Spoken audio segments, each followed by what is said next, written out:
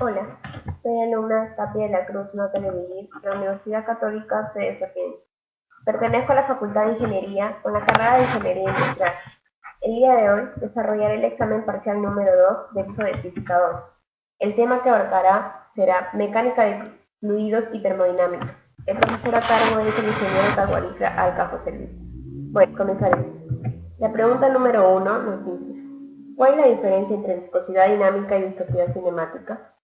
La viscosidad dinámica es también conocida como absoluta. La viscosidad es la resistencia interna al flujo de un fluido y la viscosidad cinemática desecha las fuerzas que generan movimiento.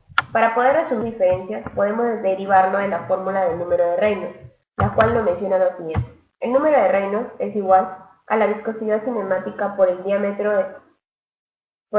del tubo sobre la viscosidad cinemática.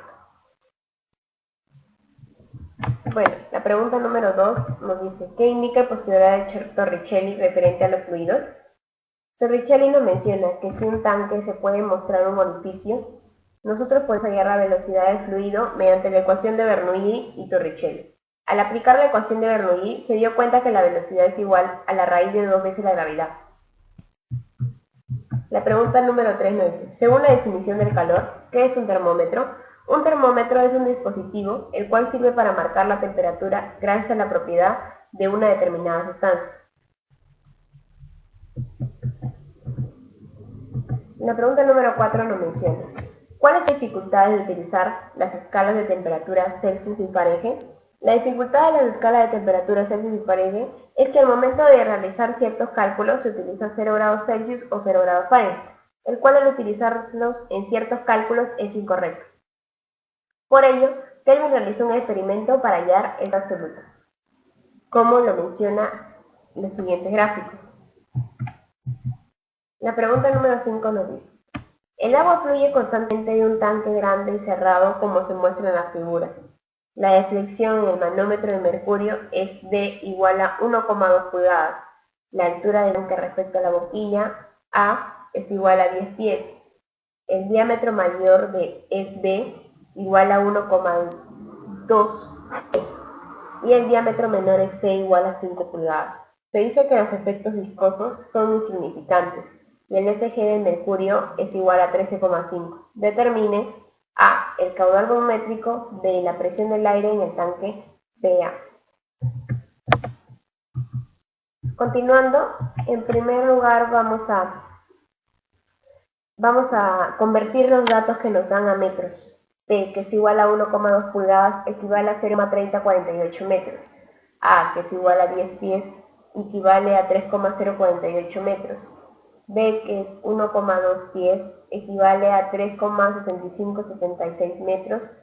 Y por último C, que es igual a 5 pulgadas, equivale a 0,127 metros. La forma que vamos a utilizar es la presión 2 es igual a presión 3 por la densidad del agua por la altura. Vamos a calcular la densidad del mercurio. La densidad total es igual a la densidad del fluido sobre la densidad del agua. Reemplazando los datos, porque ya nos dan la densidad total, nos sale que la densidad del fluido es 13.500 kilogramos metros cúbicos. Entonces, la densidad del mercurio viene a ser la densidad del fluido por la gravedad. Reemplazando los datos sale que la densidad del mercurio es igual a 132.435 kilogramos metros cúbicos. Ahora vamos a utilizar la ecuación de Bernoulli para el punto 2 y punto 3. La presión 2 sobre la densidad del agua más el volumen 2 al cuadrado sobre 2 veces la gravedad más Z2 es igual a presión 3 sobre la densidad del agua más la velocidad en el punto 3 al cuadrado sobre 2 veces la gravedad más el Z3. Despejando las variables y colocando los datos que ya tenemos, llegamos a la conclusión que la velocidad en el punto 3 es igual a 2,8529 metros sobre segundo. Ahora nos piden hallar el caudal. El caudal, como vemos, es igual a área por velocidad. El área es igual a pi cuarto por el diámetro cuadrado. Reemplazando los datos que ya tenemos, nos sale que el caudal 3 es igual a 0,0365 metros por segundo. Ahora nos piden hallar en el punto B la presión del aire en el tanque PA. Utilizaremos para resolver este ejercicio la ecuación de Bernoulli en el punto 1 y punto 3. Despejando los datos nos sale que la presión 1, que es igual a la presión A, es igual a 66.745,394 pascales. La pregunta número 3 nos dice: suponga que un trozo de espuma de polietileno de peso específico de densidad de 180 kilogramos metros cúbicos se mantiene sumergido en el agua salada con FG igual a 1,1, como está en la figura. Determinar A, el valor del empuje en libras, y B, la tensión de la cual libras.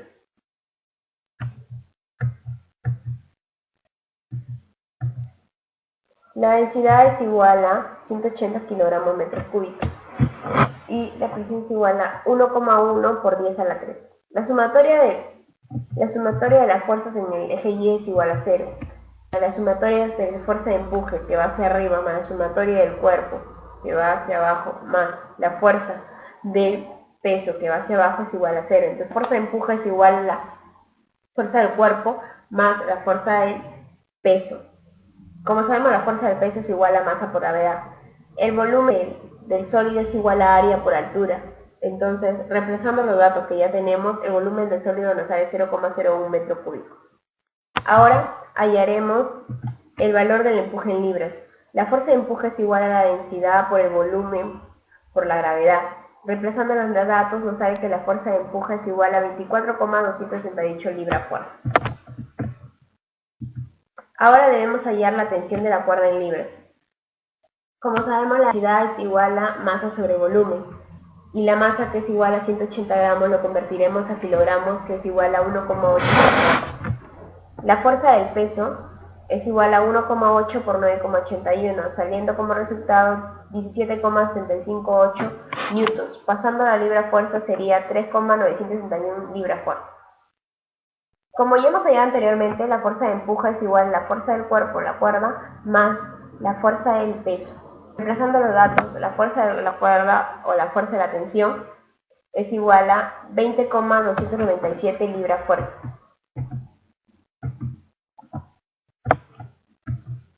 En el punto 7 nos dice: en el punto A, en un ciclo de Carnot A, B, C, D, A, 12 moles en un gas ideal diatómico tiene una presión de 1,35 megapascales, un volumen de 11,5 litros y una temperatura de 750 Kelvin.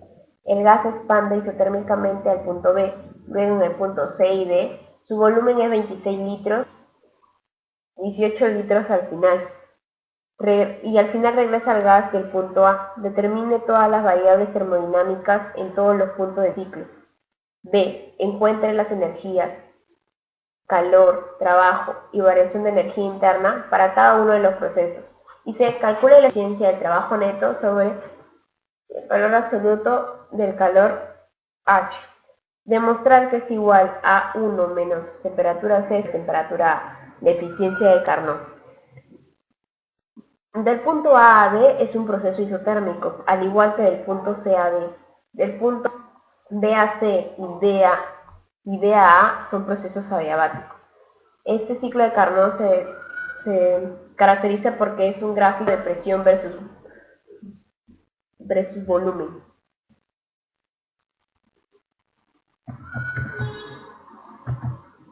Ahora, nos piden determinar todas las variables termodinámicas en todos los puntos del ciclo. Ya hemos realizado nuestro cuadro, que es presión, volumen y temperatura, en los puntos A, B y C. La presión en el punto A es 1,35 por 10 a la 6. El volumen en el punto A es 11,5 por 10 a la menos 3. Y la temperatura, que es un proceso isotérmico, es constante, es 750 Kelvin.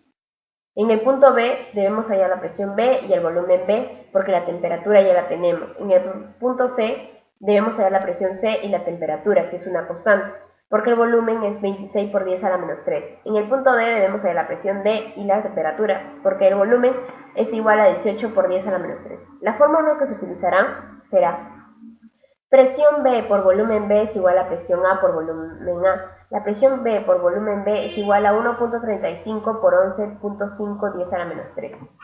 Otra de las fórmulas es presión B por el volumen elevado a la constante diabática es igual a presión C por el volumen elevado a la constante diabática. Otra de las fórmulas es presión B por volumen B sobre temperatura es igual a presión C por volumen C sobre temperatura C. Al igual que presión C por volumen C es igual a presión D por volumen D. Otra de las fórmulas es presión D por el volumen elevado a la constante diabática es igual a presión A por el volumen elevado a la constante diabática. Como sabemos, la constante diabática es Cp sobre Cv, que en este caso es 7/5. Bueno, vamos a reemplazar las fórmulas con los datos que ya tenemos. La presión D por el volumen D es igual a la presión A por el volumen A. Reemplazando los datos, nos sale que la presión D es igual a 720.989.80 pascales. La presión C por el volumen C es igual a presión D por volumen D. Entonces, reemplazando los datos que ya tenemos, nos sale que la presión C es igual a 499.124.32 pascales. Y presión B por volumen B sobre la temperatura B es igual a presión C por volumen C sobre temperatura C. Hallamos que la constante es igual también a presión C por volumen C sobre presión B por volumen B por la temperatura B. Reemplazando los datos que ya tenemos y que hemos hallado anteriormente, nos sale que la constante K es igual a 626,94. Ahora vamos a utilizar la fórmula de presión B por volumen elevado a la constante diabática es igual a presión C por el volumen elevado a la constante diabática. Reemplazando los datos que ya tenemos, nos sale que el volumen B es igual a 0,0166 metros cúbicos. Y por último vamos a hallar la presión B, que se utilizará la fórmula presión B por volumen B es igual a presión A por volumen A. Como ya hemos hallado esos datos anteriormente, solo se reemplaza. Entonces nos saldría como resultado que la presión B es igual a 935.240.96 pascales. Ahora nos pide encontrar las energías de trabajo, de calor y variación de energía interna para cada uno de los procesos, de A a B, de B a C, de C a D y de D a A. Como el proceso de B a C y D a A son adiabáticos, el calor es cero. Y como el proceso de A a B y C a D son isotérmicos, entonces la energía interna es igual a cero. El trabajo 1 es igual a presión 1 por el volumen 1 por el logaritmo neperiano del volumen final sobre el volumen inicial. Reemplazando los datos que ya tenemos y que hemos hallado anteriormente, el trabajo 1 es igual a 6.110.855 joules. Para el trabajo 2 vamos a utilizar la fórmula de masa por calor por constante por Cp por la variación de temperatura. Entonces reemplazamos los datos y nos sale que el trabajo 2 es igual a menos 9.343,228 joules. Ahora vamos a hallar el trabajo 3, que es presión 1 por volumen 1 por el logaritmo neperiano del volumen final sobre el inicial.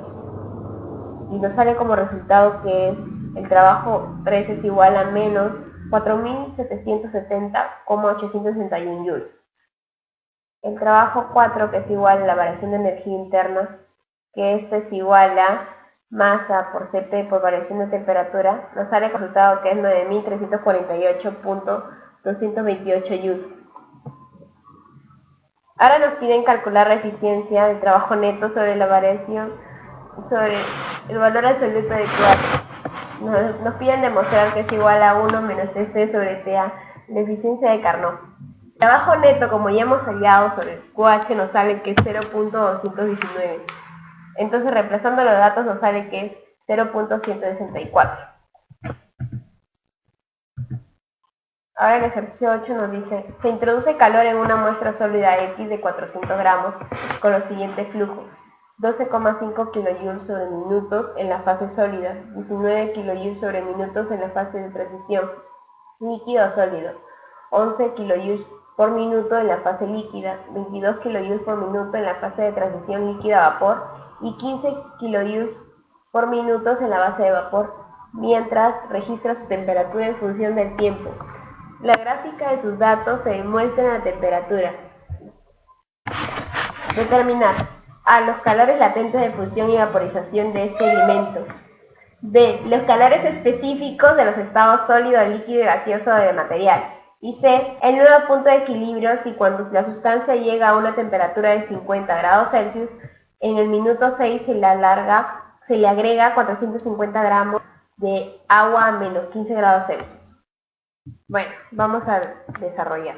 Nos piden primero hallar los calores latentes de fusión y vaporización de este elemento. Recordando la gráfica que hemos visto anteriormente, y como sabemos, el calor latente, que es igual al calor sobre la masa, entonces el calor latente de fusión es igual 28.5 por 10 a la 3 sobre 0.4. Esto vendría a salir 71.250 joules por kilogramo.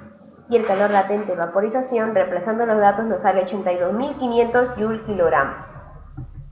En el punto B nos piden hallar los calores específicos de los estados sólido, líquido y gaseoso del material. Como sabemos, el calor específico es igual a el calor sobre la masa por la variación de temperatura. El calor específico en el estado sólido, reemplazando los datos, nos sale 2083 joules sobre kilogramos Celsius. Y el calor específico en el líquido nos sale 1375 joules sobre kilogramos Celsius. Y en el calor específico gaseoso es 1825 joules kilogramos Celsius. Y por último, nos piden hallar el nuevo punto de equilibrio si la sustancia llega a una temperatura de 50 grados Celsius, en el minuto 6 se le agrega 400 gramos de agua a menos 15. Bueno, hemos hecho la línea de calorimetría tomando en cuenta el punto de equilibrio en el punto central. Comienza desde menos 15 a 10 grados Celsius, después pasa al punto de equilibrio, después 40 y 50. Como sabemos, el calor 1 va de menos 15 grados Celsius a 10 grados Celsius.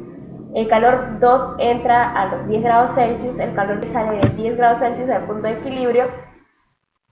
El calor 4 sale de 40 grados Celsius al punto de equilibrio, el calor 5 sale de 40 grados Celsius y el calor 6 sale de 50 grados Celsius a 40 grados Celsius. De 450 gramos a 400 gramos. Como sabemos, el calor 1 más el calor 2 más el calor 3 más el calor 4 más el calor 6 menos el calor 5 es igual a 0. Reemplazando los datos que hemos hallado anteriormente y tomando en cuenta el punto de equilibrio, nos sale como resultado que el punto de equilibrio es, o el tiempo de equilibrio, viene a ser, la temperatura de equilibrio viene a ser 666,309 grados Celsius. Gracias.